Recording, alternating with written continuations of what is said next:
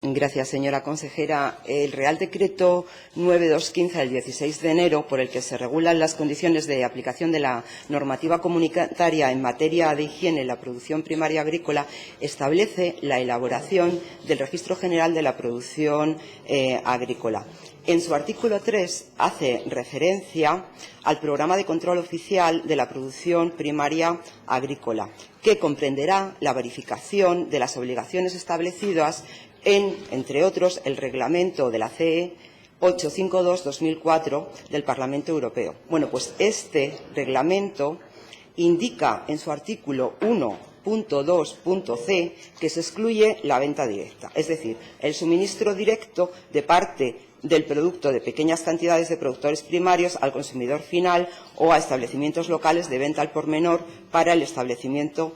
del consumidor final. Por lo cual, no está regulado en el Decreto 9/2015 esta actividad económica.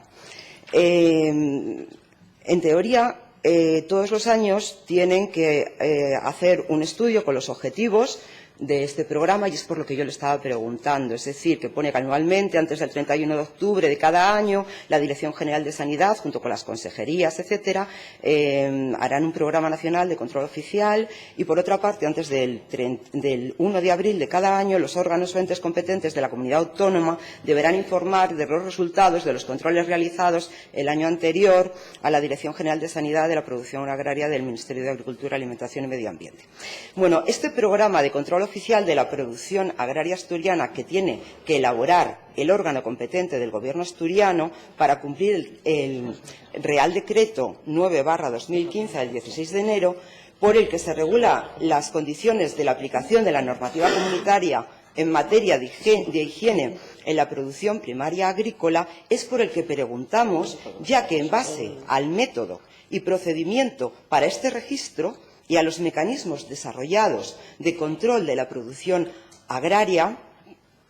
se tendría que haber establecido, por ejemplo, un registro alternativo de los establecimientos o de las producciones que están ligadas y las explotaciones que están ligadas a la venta directa. Es decir, tendríamos que haber hecho una ley asturiana para la venta directa de conformidad con lo aprobado en el Pleno de la Junta el 15 de octubre del 2015 y que está pendiente. En él se instaba al Consejo de Gobierno a elaborar y presentar ante esta Cámara a la mayor brevedad posible una ley por la que se regule la venta directa de productos ligados a las explotaciones agrarias y ganaderas que permiten a los y a las agricultoras y ganaderos de Asturias la venta directa de productos en las explotaciones agroganaderas. Es decir, tenemos una normativa comunitaria que permite que los agricultores y ganaderos vendan los excedentes de sus producciones en los mercados locales, mientras que en fechas recientes se están produciendo retiradas de productos primarios, como en el mercado de Pola de Siero, con la retirada de los huevos. Y se pone en duda mercados como el Tenderete o el Yerbato de Vimenes por no tener una ley de venta directa. ¿No hubiera sido más inteligente haber creado una ley de venta directa con su correspondiente reglamento y llevar a cabo simultáneamente al REGEPA otro registro de explotaciones acogidas al régimen de venta directa según estableciera la propia ley a la que hacemos referencia? El objetivo de esta pregunta era saber si ustedes apuestan realmente por la venta directa, si solo lo llevan en su programa como decorado. ¿Por qué no aprovechan los propios esfuerzos que están haciendo con el registro del REGEPA para realizar también este otro registro alternativo, ya que no se contempla la venta directa en este registro, en el REGEPA,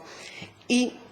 también porque apostamos por los alimentos de calidad, que son los producidos por las personas que viven en nuestro medio rural y lo mantienen, son los que no generan costes ambientales